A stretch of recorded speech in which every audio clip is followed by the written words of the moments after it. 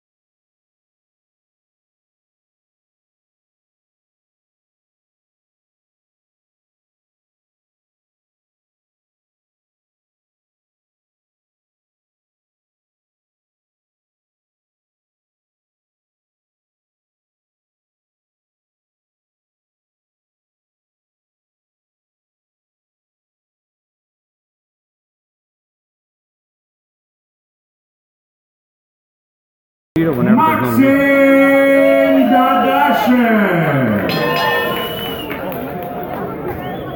In the red corner, he steps in wearing silver with black trim. He weighed in at an official 141 3/4 pounds. He enters the ring in his 27th bout as a pro with 23 victories against 2 losses, 1 draw, 21 of those victories coming by way of KO. De Ciudad Juárez, Chihuahua, Mexico, Ariel Mortero Ramirez. Sorry.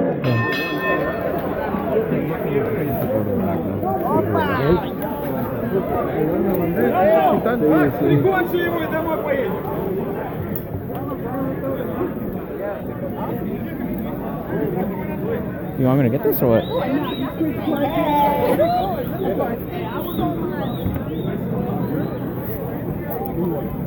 What's up, team?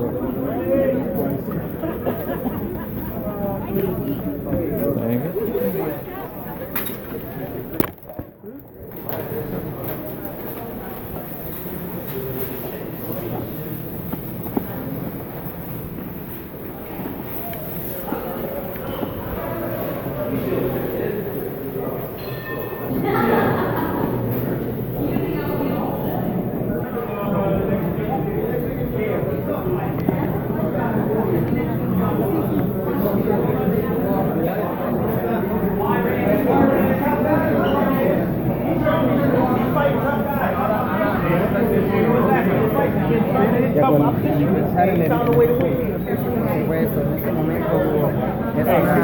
Excuse us. Make room. Excuse me.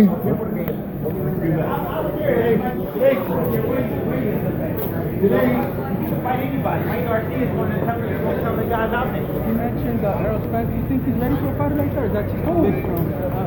You gotta mention Aerospace, right? Man, you better stop playing, man. Aerospace way too big for him right now. Mikey Garcia is a smaller guy, 135, 140.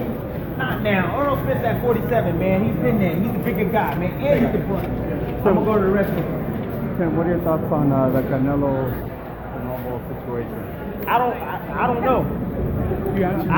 Honestly.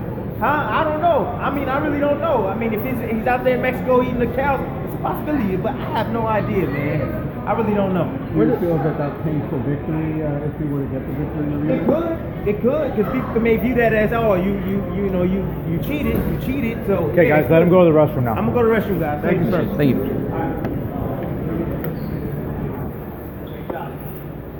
Yep, definitely. You buy your assistant today, though? Yeah? You buy your assistant? Yeah, I did. What happened? Your high school jeans or what?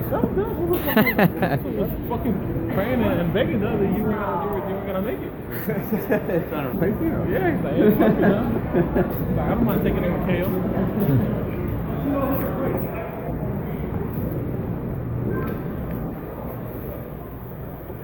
So, how many people watching? 38. Everyone subscribe to the channel. Live press conference coming up. Share with them.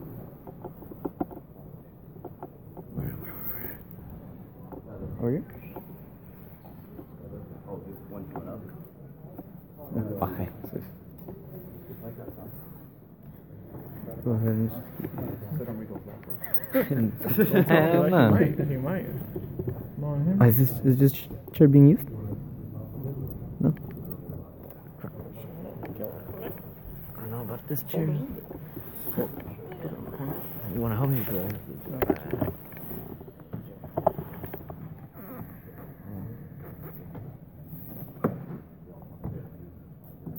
This thing fell up. There you go. Come on, Bones.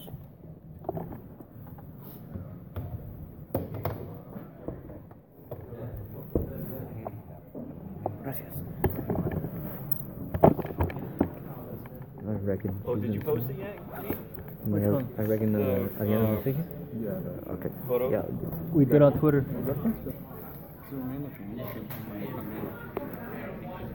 Yeah, perfect. So I didn't even know you could zoom in. You get more views than you, though. That's very true, man. Yeah. This was first video. Like, shit on my first video ever, bro. My first video, I think it's still at 14 views. I'm telling you. This first video is at like 13. Probably because you didn't have the subscribers back then. It's all you, dog. Once they know he was out, fool, they were like subscribing, you know? They were like, fuck, thank God this fool's out of this motherfucker. I announced it secretly, like, hey, Steven's out, I'm in. They're like, hey, Support we your like- boy. They were like, man, we like this dude, you know? He doesn't take 40 minutes away from that. Then now go ahead and support because you know it's not Steven no longer running it.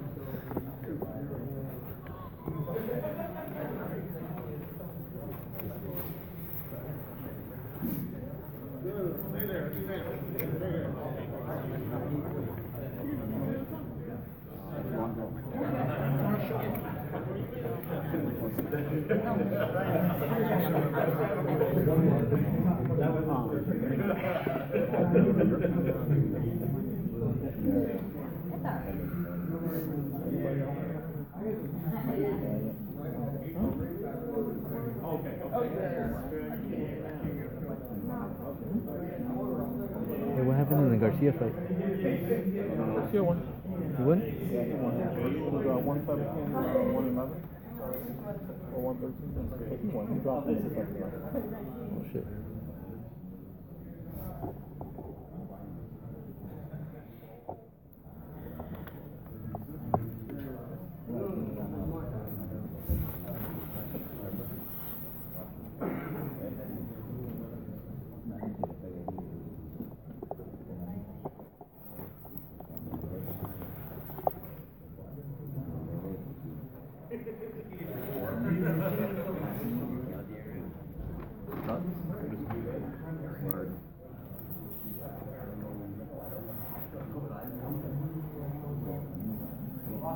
So guys, stay tuned.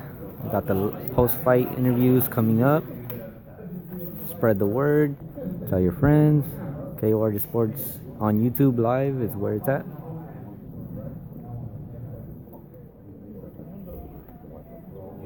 Yeah, it's I think it's disconnected though when I left here. There's something here that says Wi-Fi disconnect, but I mean try it. It's actually I took a picture of it. Oh no, I'm connected to it now, so no, it's fine. Capital SHC at 310 exclamation and it's the SHC sign. No, you put something else with it.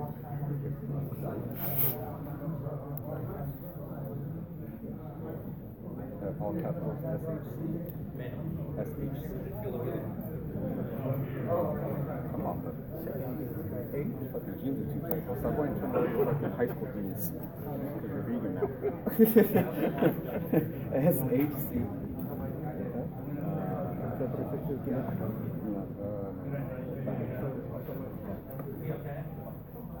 SHC at 310.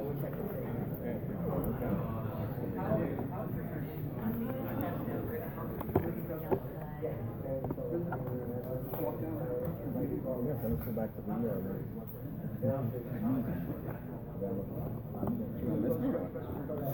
That was actually cool. Everyone got to do it. You know? Hey, what happened to the fact that you texted him? You know, hey, nobody misses you here in the United States. I thought you texted him. Let's grow another offense to make it personal. SH. You put C at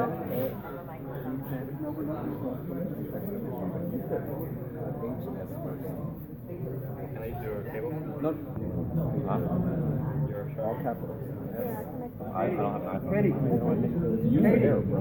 Put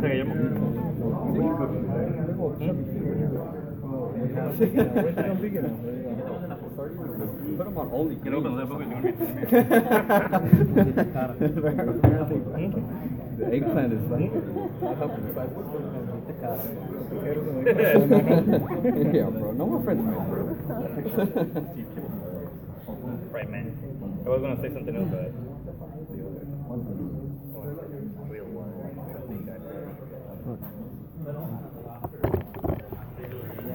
Excuse me, but I just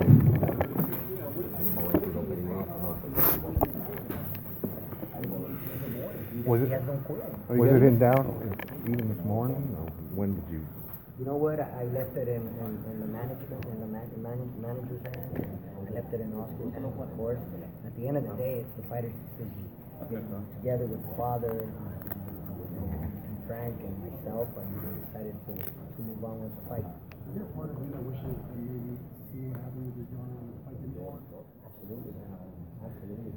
You know, but again, like I said, Oscar's the way his decision to run to move forward with the fight, and just remarkable what he did after that first round. And I understand, Carl. I understand that Scott Quigg has a broken nose as well. That's my understanding. Wow, I mean, both of these guys.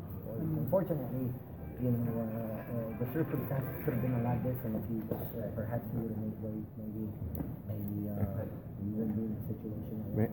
Manny, how is he now? I mean, Oscar? when you took him to the hospital. Oh man, Oscar, I'm telling you, Oscar, he's laughing and He Oscar's a warrior, man. He's laughing. He's like, hey, you know, he's a Mexican warrior. What can you say about him, man? He's the truth. The epitome of a Aztec warrior. When we saw it on the screen here, it looked like there was a pool of blood near Oscar's corner. That was his blood. Absolutely. He wouldn't stop bleeding from his mouth, and what we try to do is just to keep that mouthpiece in his mouth and not remove it, of course. Was that in the 6th or 7th? Fifth was it? Manny, you said is his jaw broken then? I want to say it. I mean, I'm not a doctor, but that's what it looks like. And you said there's no way that he can retain his current form and keep doing wars like this. Well, you know what I mean. If Oscar doesn't die anybody, I mean, what fighter? I mean, Mariaga's the #1 contender in the world, man. Hennessy Cervantes is an undefeated fighter. Scott Quigg is a former world champion. When has Oscar had it easy? Oscar's never had it easy, but he's a warrior. He's a warrior. Of course, he's got to do better. He's got to get better. Unfortunately, due to the circumstances, fighting with the broken jaw, I mean, I thought he did great, considering the fact that he fought with a broken jaw and being able to box and beat him to the punch and stick and move. And of course, you can't discredit Quigg. I mean, he's a former world champion. Did you take enough piece out after at all after the fight? I mean, after it was after the fight. No, I don't mean after the fight. I mean, after you left it in, did you at any point after? Yes, I did. You know what? I did, but I don't remember if I don't recall. I did because he doesn't like me pulling his mouthpiece out of his mouth. So you did take it out. So I did take it out, but I don't think I did after. Once Miguel Diaz came in and he started working on the situation. I left it at that. So you just left it in over the last 6 rounds. Yes. No, but man, if I could, I wish I could explain. I mean, it's just like his teeth are separated, like part of his jaw looks like hinge. Manny, you know what I mean? Manny, I don't know if you answered this. How much do you think the fact that you guys fought a welterweight affected the physicality of the fight? Oh, big time. I mean, there was a situation when Oscar heard Scott Quigg, but he took it well. I believe it was in the 11th round, leading into the 12th, if I'm not mistaken. Yeah. Right at the end of the round, he took it very well. Manny, the thing that like, through all of what happened like the last 24 hours, is this like sweet, the victory, just like with it's very sweet. And then, first of all, another thing I would like to apologize. There was an altercation in the corner with the Scott Quigg team, and I would like to apologize. Some words were said in the corner, and I would like to publicly apologize to their team because Scott Quigg, I understand he didn't make weight. It's unprofessional, but that doesn't take anything away from him. He's a warrior, so I'd like to apologize to Scott Quigg and his team. And I wish he was here. I'll apologize for his Do you say? Sometimes, you know, the heat of the moment and things are said, and then, you know, it looked like you were kicking off with Eddie Hearn. It looked like you and Eddie I don't want to mess with Eddie Hearn. He'll kick my ass. Manny, did you say? Manny, you said Quigg broke something as well, from what you heard? I understand. I heard in the ring after the fight that he broke his nose. So I don't know how. Look at his nose. Yeah. Clearly. I mean, the guy's a warrior. No, I don't think he went to the hospital. Oscar went to the hospital. That's what I heard. I mean, I don't know. They said he outweighed Oscar by 7 pounds on the broadcast. Do you think it was that much or more? Because Oscar's the type of fighter that doesn't gain. 135 to 142. Yeah. 135. Oscar doesn't. 135.6 for Valdez, 142.2 for Quigg. One name, one One weight class difference. Yeah. Are you looking for Valdez to maybe have a little bit softer touch next time out? You said. You know what? I'm no one to decide on that. I'm no one to say that. We leave that up to the promoter, top rank of course, and his manager. I'm the coach, you know. But I leave that up to them. Whatever they decide they want to do, and whichever direction they want to take. You know, I'm the coach, and you know, here to do as I'm told. Manny, I wish the fight hadn't gone ahead, but surely your man's stock has risen incredibly after that contest. I mean, it should. It should. I mean, it goes It's to the fight of the year, isn't it? Probably again. It should. I mean, Oscar's a warrior again, and I'm very proud of Oscar. He has no quit in him. You guys have no idea how hard this kid works, and how much he wants to please his people, his fans, his Mexican heritage, if you will, and he just wants to go down and one of the best fighters in the featherweight division, particularly because he has no problem making 126. And if you ask Oscar, he's willing to fight any of them. How long? Okay?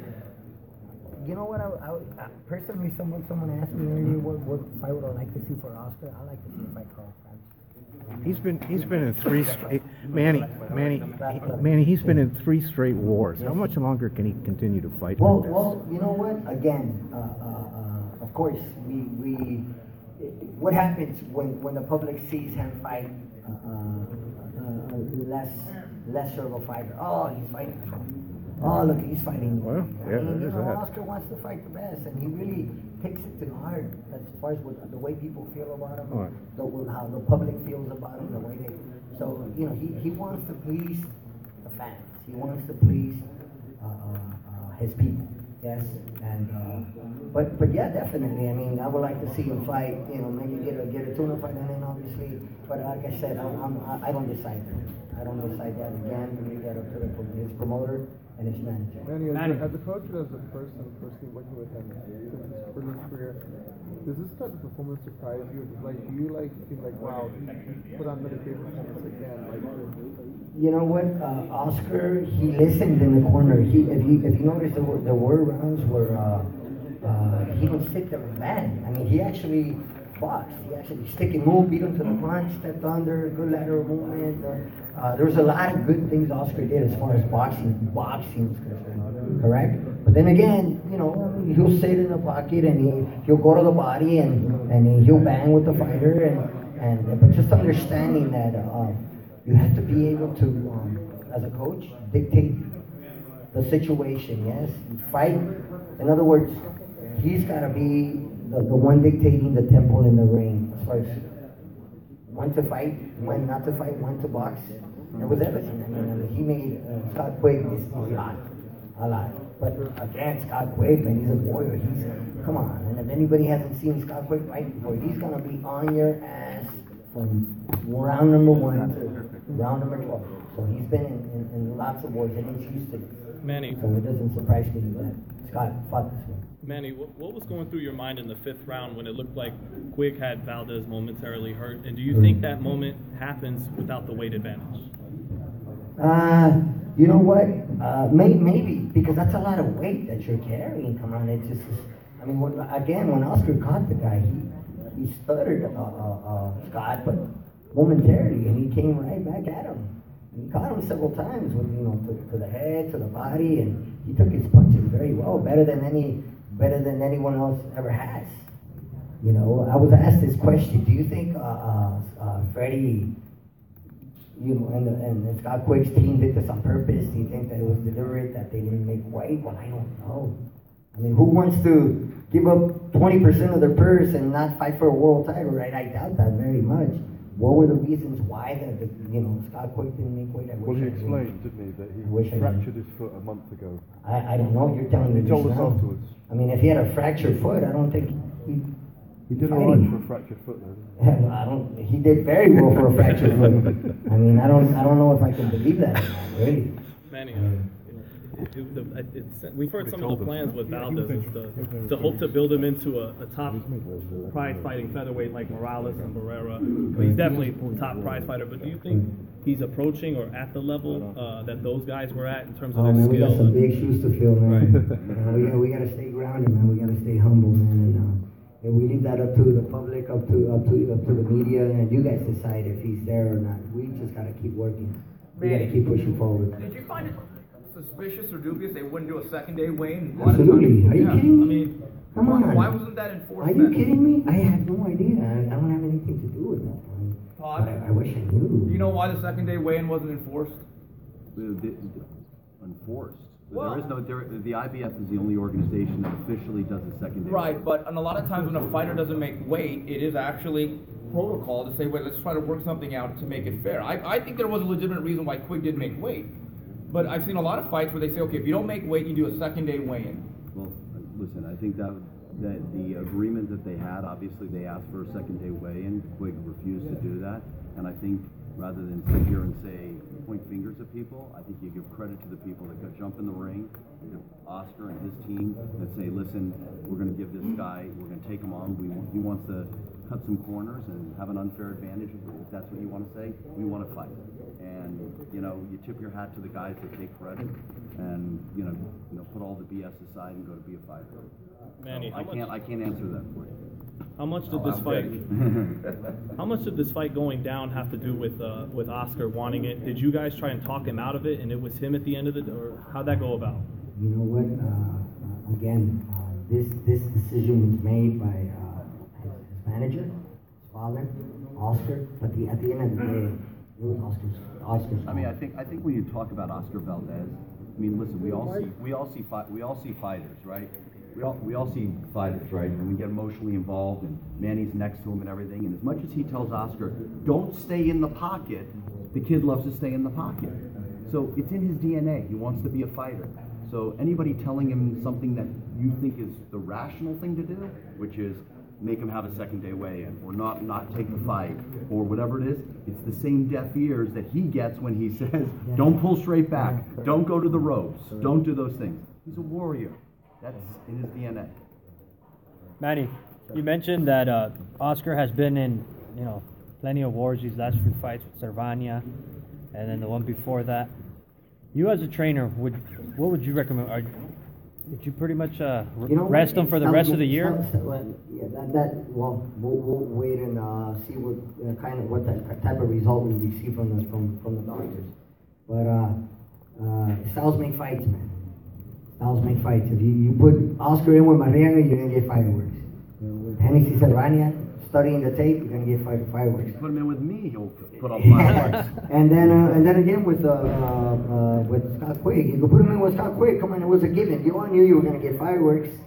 I don't think anybody was wrong about the fight. Scott Quigg is a warrior. He comes forward and he comes to fight. Now, on the other hand, Oscar, I think Oscar he proved that he's a more complete fighter. He proved that he can bang, he can box, he can make you miss, he can make you pay. He did a lot of good, positive things tonight. Considering the fight. What Manny's saying is you can see, which is wonderful, when you see a young kid mature over the body of work.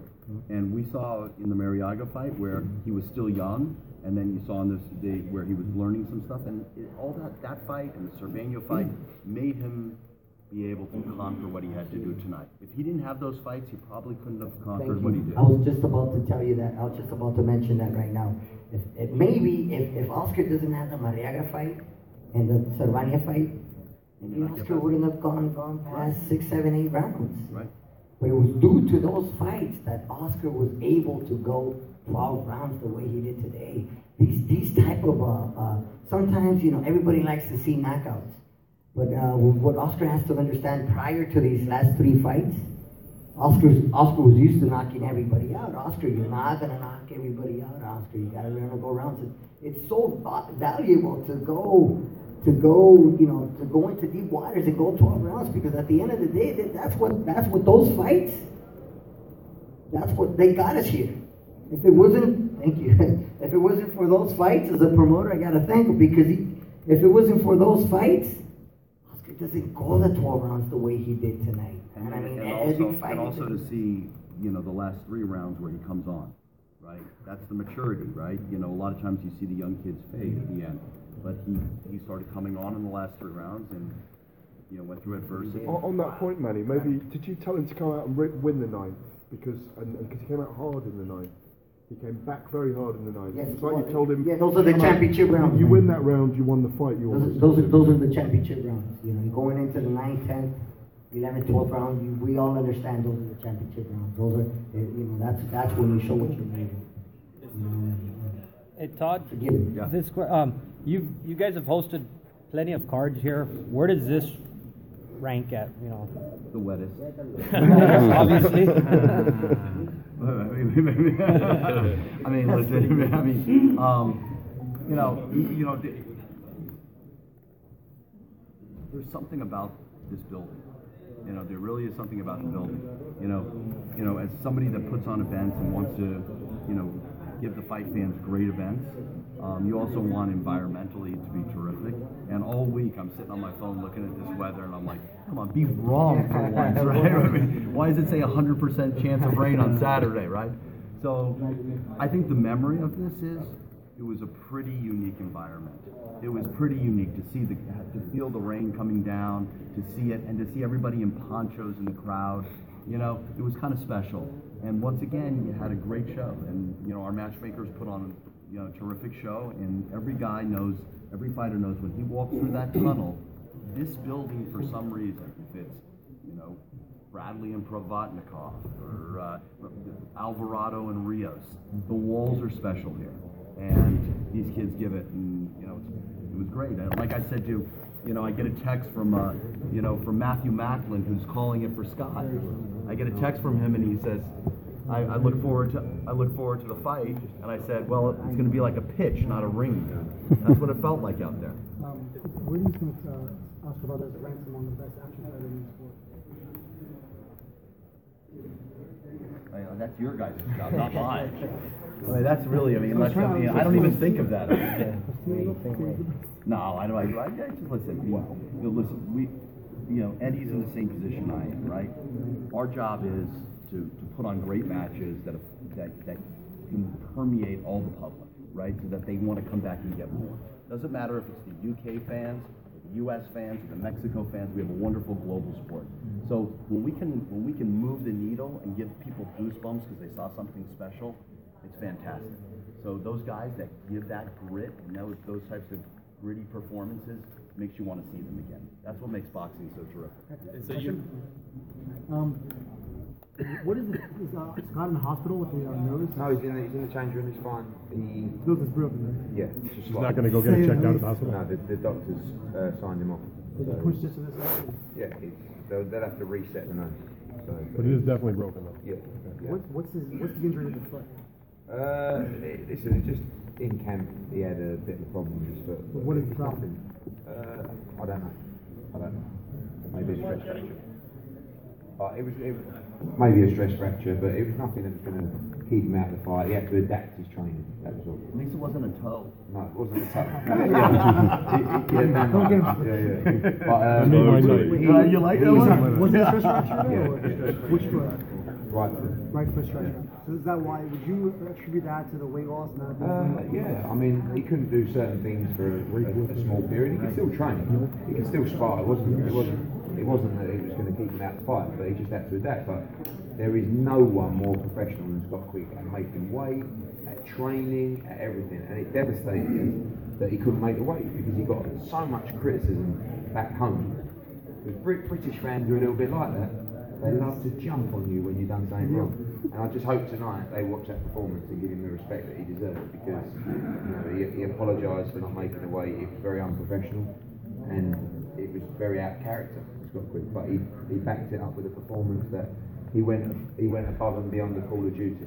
Eddie, with that said, why didn't you do a second day weigh-in to even out the score? Because a lot of times when a guy doesn't make weight, they say, you know what, all right, because there may have been a legitimate reason. But I've also seen other situations where you do a morning of weigh-in to balance the scales out. Your guy was a welterweight tonight. Is that really a fair fight? No, well, it wasn't a welterweight. Welterweight. 142.2 is a welterweight. You don't have a welterweight tonight. There's no one in a weight class that's the same weight tonight. That's Right, ridiculous. but your guy was 142. Yeah, but he weighs 140 every time he fights. So he was 2 pounds over. Is that when he makes weight? Because one guy had to make. So you're saying that you think that Oscar Valdez had an easier time with what he had to do, stretching himself out. The last couple of pounds were the toughest. Oscar hold on, Steve. Our boy had to go for a camp with a stress fracture in his foot trying to make weight. Right. He was in a terrible physical condition on the scale trying to make weight. Trust me, it was no benefit to him having that camp that he had and stripping himself down to try and make weight yesterday. So Eddie, you'll be consistent. The next time one of your fighters has a guy that doesn't make weight, you'll say, you know what, we don't need to have a morning of weight. So just take every situation is different. And my job is... yeah, your situation here, because here's the thing. The guy has a broken jaw. It was a rough fight. I congratulate both guys. I like Scott. But I do think it's a little bit of an imbalance when one guy makes weight, right? One guy doesn't. Your guy didn't come close. That's the other thing. Yeah. So now when you weigh in again, one guy has to kind of stretch himself to make the last couple of rounds. You need to speak to the commission and maybe get some rules in place. The situation is, we were asked to weigh in on Saturday. Scott Quigg said, I'm not doing it. Okay. Eddie. Right, listen, Do I think that's right or wrong? I don't think it was wrong of Top Rank or Valdez's team to request it. It's very normal to request a second day weigh-in in that instance. Right. Scott Quigg said, you know what? I've had the worst camp going. I've stripped myself down to make this weight. To be honest with you, if the fight's off, the fight's off. Right. Well, the last thing, I don't want to hijack this whole thing. So would you have had a problem if the Espinoza camp or the... Well, okay, you're right, Todd. But if Valdez would have said, you know what, okay, you don't want to do it, walked away, would you have been okay with that? Would you have understood their reasoning if that was the decision? Having known what they probably knew, I would have been very surprised if they walked away from the fight. Okay, fair enough. Having known the camp, because they knew the camp that Scott Quigg had, and they knew that he wasn't in the best shape he could possibly be, and they knew that he was struggling at the weight all night and all day yesterday. So it wasn't like, but just believe me on one thing, it wasn't like Scott Quigg woke up and said, oh, you know what, I'm not going to make the weight, I won't try, because I witnessed him try, and he wasn't pretty. So he's a very stubborn individual. I don't necessarily agree with him refusing a second day weigh-in, and I honestly believe that if he would have not been through what he went through in camp, he would have done the second day weigh-in. But it was a situation where he said, listen, I've had enough. Okay. I've done everything I can to be here and to try and make the weight, and I'm not going for it, trying to hold my weight and do it again. Okay. Eddie, when did Scott break his nose?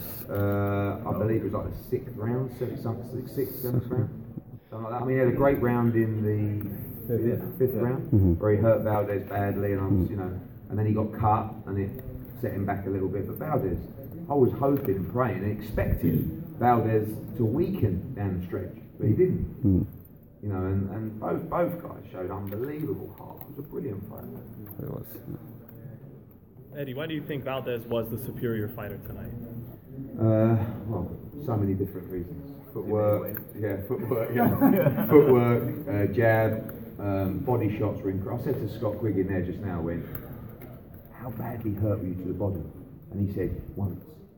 I said, are you sure? Because that hurt me every time. Right. Sitting there. Brilliant shot selection, great engine. He boxed off the back foot for most of the fight, and again, moved so much in the fight. And to keep going at that rate with a broken jaw. I mean, don't forget, Scott Quigg had a broken nose. Valdez had a broken jaw. And by the way, Scott Quigg broke his jaw against Carl Frampton in the third round, in their fight. So these guys, both guys aren't human. But I think Valdez showed that he's an excellent fighter. And how many times do you see Oscar Valdez in a bad fight? And were you a little surprised that the one judge had it?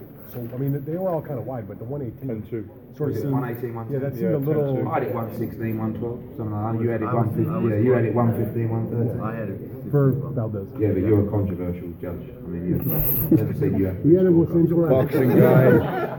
116. I mean, Scott knows he lost the fight. Yeah, no, but I just like 10-2 seems a bit wide. That's all. No, I gave Scott 4 rounds, maybe 5 rounds. Eddie, so with him being able to withstand those body shots and everything, like Steve was saying, do you think that the weight did help him at the end of the night? Right, the weight is a load of bullshit. He was 2.5.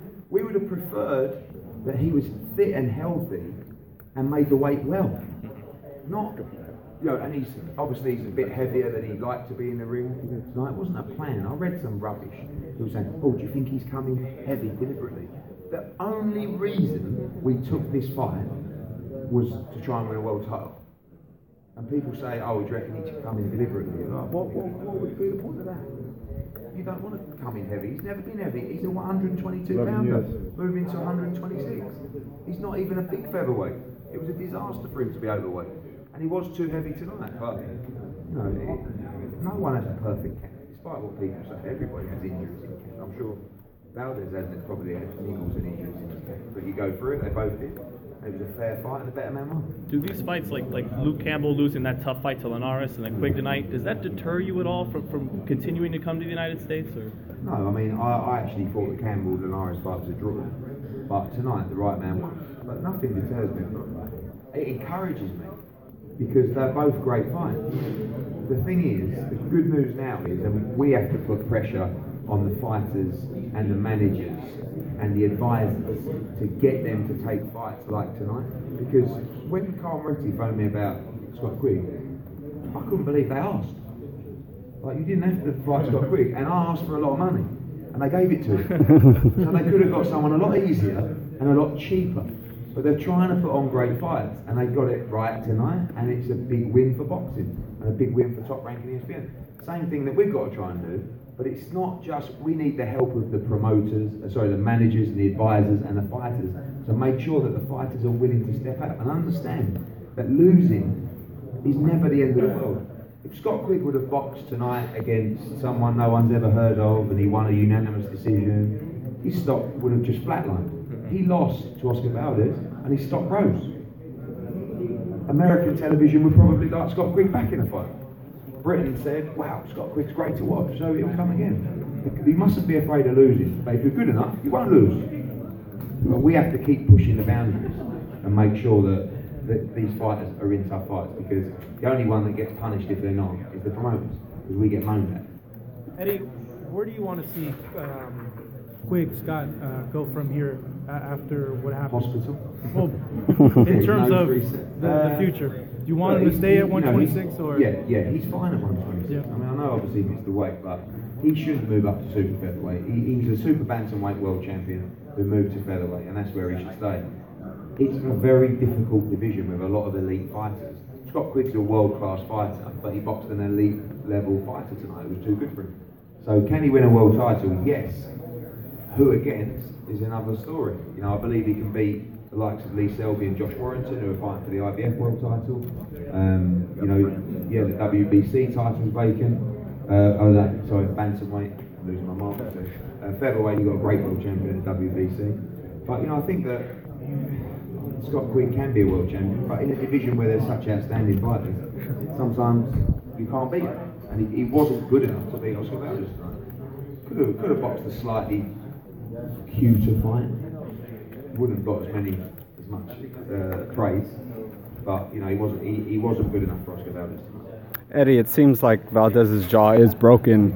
Did Scott know that at any point? Did he? Not really. I told him after the fight. He seemed a bit surprised, but he's had a broken jaw himself. The mouth was bleeding a lot. Scott Quigg had a bad cut on his eye as well, which wasn't helping him.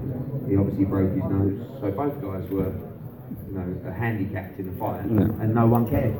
That was the remarkable thing about it. You know, that they were both injured badly and handicapped in the fight, and they both carried on even harder than they did before. Was that the word I said to you when you made the fight? No. You remember outside of it? Alright, cool. Alright, guys. Have a good night. Thanks for showing up. Scott's not coming out? No. Thanks, guys. Thank you so much. Thank you, Todd. Thank you. Have a good trip back out. Hey, Eddie, good seeing you. Thanks, team. Eddie.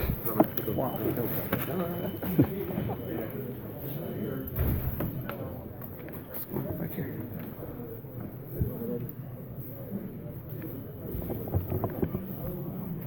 Pulled it right after you, Steve.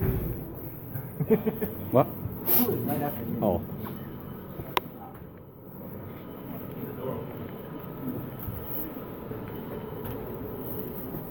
I don't know where we're going.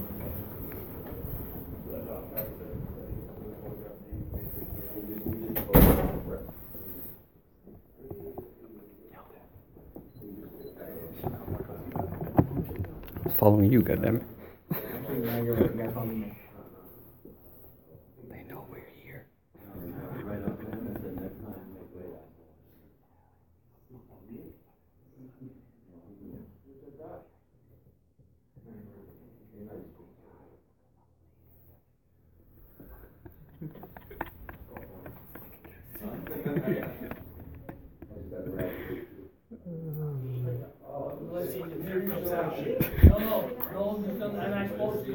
Trying to talk to Quigg back here, so subscribe to the channel.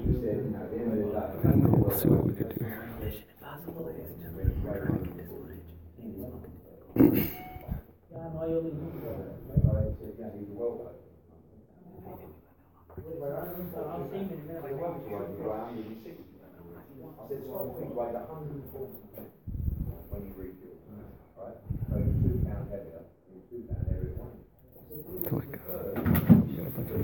Whole thing here. Yeah, we're those guys. We are. Bro, they know we're here. What the fuck? This is not.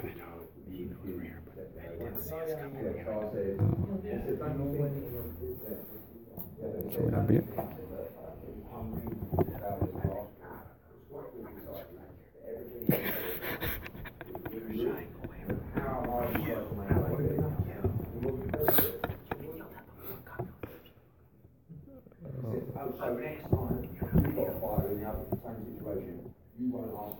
Yeah, this is hot right here. It's kind of hot.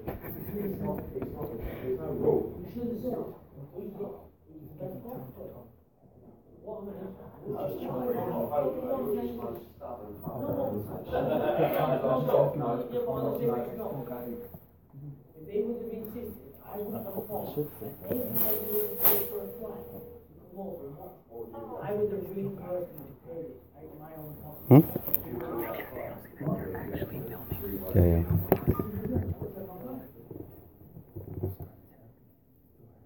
And I would have reimbursed everybody. Yeah, nobody was that principle. Because I would not make the trip. If they would have come over with it was like,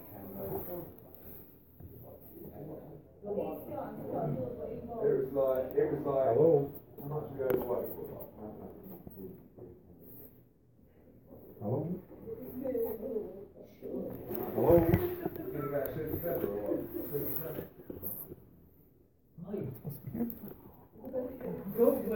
This is the parking lot.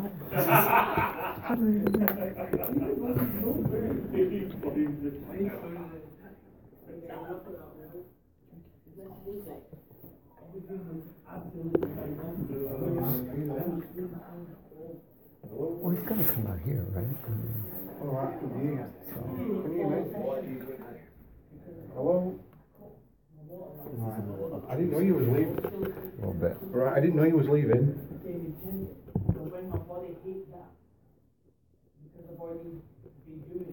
I'm sorry, okay. So, what I'll do is, I'll give you a ring first thing in the morning. I'll come across. Well, hang on, mate, come back in. Come back in.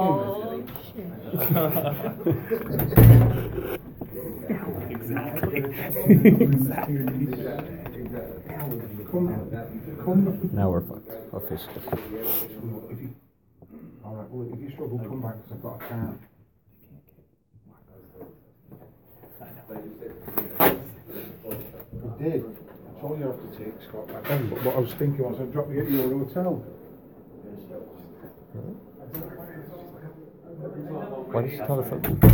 Why did she tell us something? At the end of the round, she gave me my you win to it. No, I was trying to look for Don't be a hypocrite. That was the lowest blow ever seen. That was a fucking low blow. The low blow. He said that was the lowest blow I've ever seen. That's one of my trade types. That's one of my trademarks. It's getting a little hotter in here. He was actually How many minutes? 1 in 3 handguns stored, loaded, and unlocked. such a great result.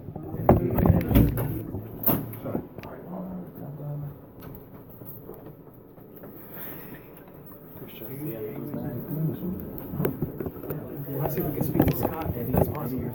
Eddie? A bunch of rats over here. If you don't do this, Hey, I'm working hard. Can we speak to Scott? Is that possible? In a huddle. Yeah. If he says so, he has to ask for us, guys. Yeah, someone from the back. Give 2 minutes. Yeah, no worries. Be quick. Thank you. Thanks, Eddie. First they're scared. And this fool's out the door. Next thing you know, he's fucking the first person there. That's why. Okay, you guys should take notes. Marco's been doing this for a decade now. I know. Dang, he said, whoa, bro. You guys, you've been taking notes. Eddie and pretty much everybody. Yeah, no. Just taking notes. Hey, just as long as he doesn't take 20 minutes of radio, we good.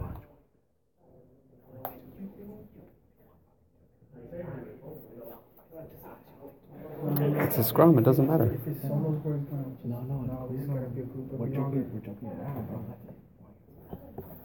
We're just joking around. That's how I get it going. That's how you think you get along, bro. That's how I get along with everybody. And that's how I actually get hated by everybody. It's both ways.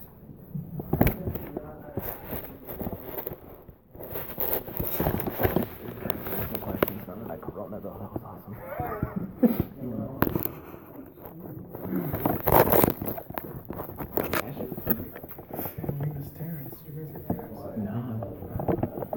Brian McIntyre was here. Where was he? Where was Terrence at? He was ringside. He said yeah.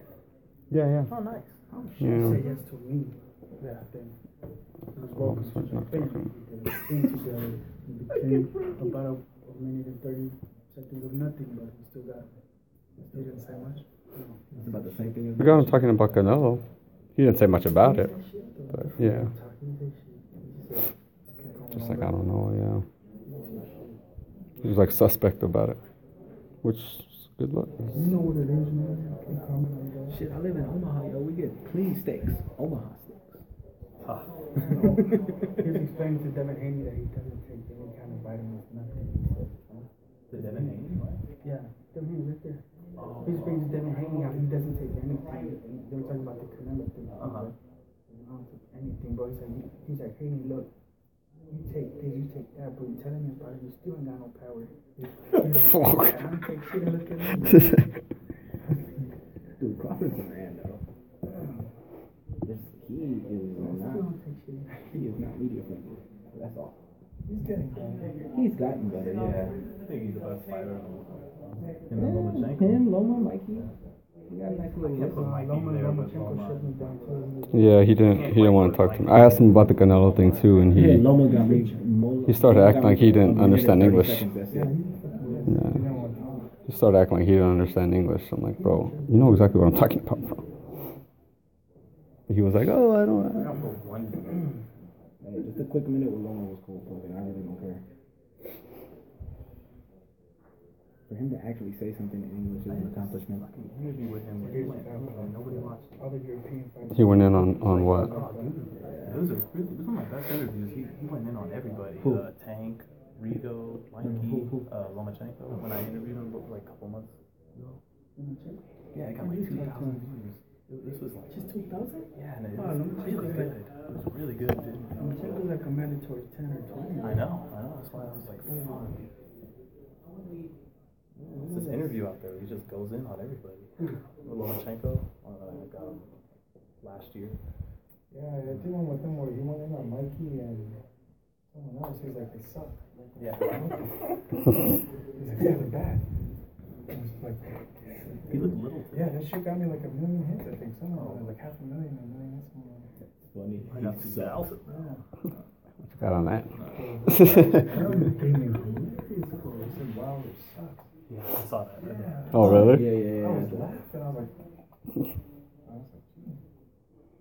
were you actually not on the camera for that Aaron one though? Yeah, he was. It was just this week, right? Yeah, but you guys do the smart thing. You zoom in after the questions. I like how you guys do that. There's a lot of other people that go on camera. They just leave this. well, no, I could only get 2 credentials. See, I just got strict, but like, yeah, no, that's that's why I was sweating when you said she didn't look No, that. Especially when she knows your name and shit. Supposedly Seattle didn't look good when she left. She said that she looked mad. Hey, you guys don't say it. I got along with Seattle really, really well. Like outside of the shit. Mad right now, but no, trust me. She has a fucking mean streak. Oh, I know. Oh yeah, no, I know. Here's the okay. So fucking Hoop Jack went to Australia, right? Yeah. And I remember me and her were going to Mexico for a show. This just happened recently.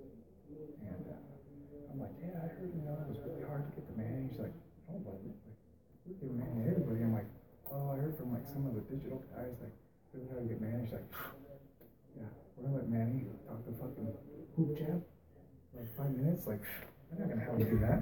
And I was like, like he uses his own money to go out there, right?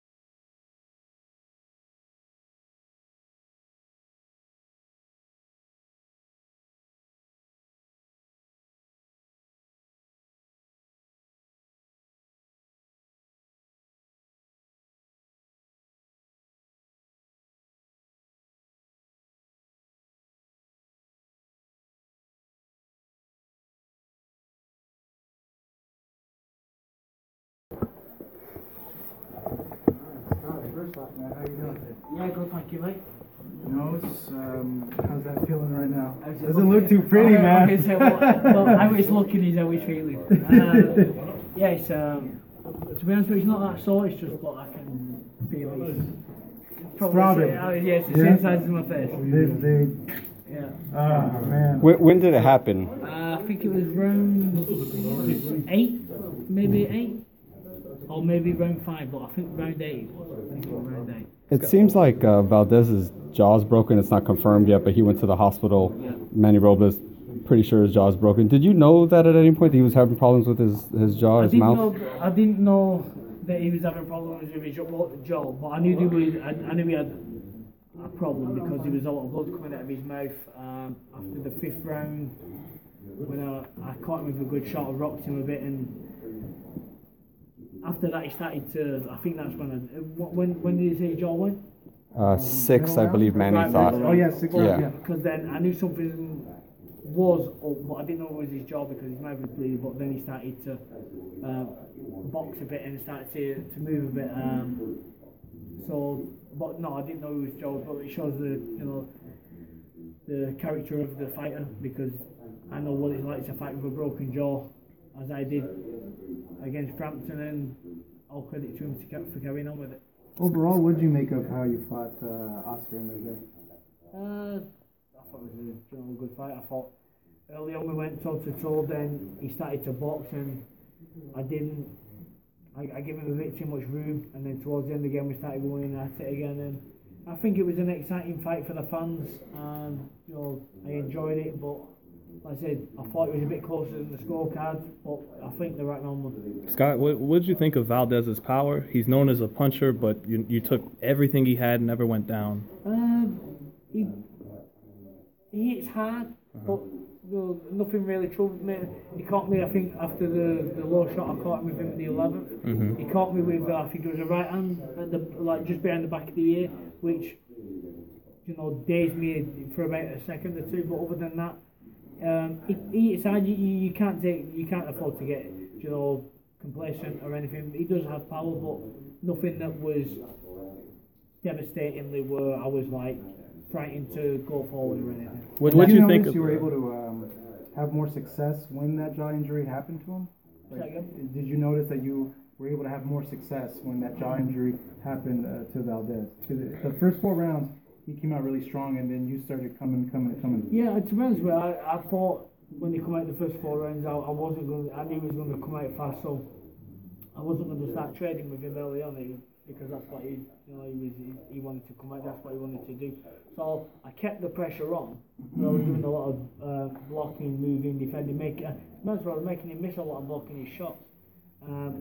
But then after that, towards he started to I knew after studying and watching when he tries going for a walk, that's when I know he wants to get a breather. And once probably from the 3rd round on, that's when he started to look to try and, after he saw these big shots, try to back off for a bit of a breather, then to come again. But the plan was obviously to keep on him. So when he went to get a breather, he wasn't getting one. Managed to do that, and then in the middle rounds, I think it was a couple of rounds, he got on his bike and he boxed well, and I think it was a bit slow keeping up with him, and I should have cut the ring off a bit more. But it was I hope the fans enjoyed it, and it was an exciting fight. Scott, what were you thinking? Slow because of the injury? Did you attribute it to that? No, I don't think so. Maybe, but it wasn't. There was no pain in there, so I don't want to say that. But I might have been a bit more flat-footed because I was having to be a bit more flat-footed in the gym, after the injury. But other than that, no. Scott, what? Just probably the intensity of the work I was doing, but when I was skipping, and I just had a massive crack and couldn't. Tried to spar that day, couldn't.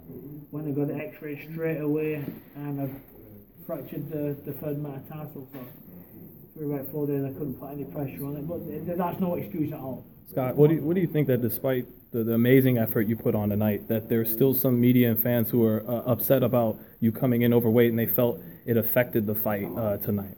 It's bollocks. Excuse my language.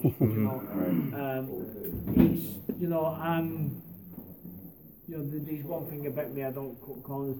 I tell you what, I could have pulled out the fight, and there would have been no fight. I tried everything to make the weight. I was on course to make the weight. I was, you know, on the Thursday morning, I was 3 pounds over, which I was well on track. I did 4 sessions, and it just wouldn't budge. But like I say, I apologise for coming in. That's no excuse. I apologise for coming in overweight. I take full responsibility. But anybody who wants to talk a lot of nonsense, it's, you know, I rehydrated the same amount as I would as if I would have made 126.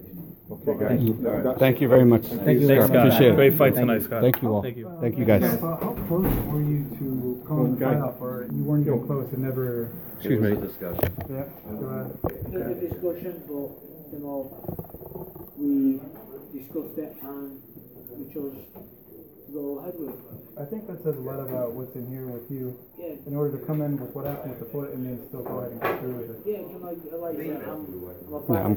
So I didn't want to. This is a big chance. You know, I wanted to find a great fight, but there was fans that had already paid hard earned money to fight all and stuff. And you know, I know, you know, I knew the way I was going to be fighting tonight. That I wouldn't have had to lose too much. I wanted to go toe to toe with him. You know, that's what I did, and I hope everyone enjoyed it. Thank you, Scott. Charlo fight's definitely one that can happen. Well, what would you say to fans listening to this and they go, I don't believe you, Eddie. I think you'd want to hold on to Jacobs until you can get Canelo or Triple G. Yeah, no, but we can't wait too long. You know, he's in his prime right now, and he's got a very good fight against Sulecki. He just beat RES. This is the 4th undefeated fighter that he's faced on the spin. But he wants the big fight, and Charlo is a big fight, but obviously Canelo Triple G is bigger.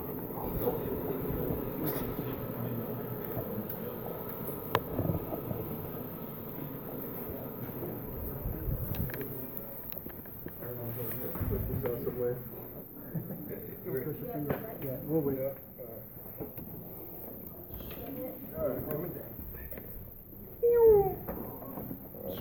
Thank you.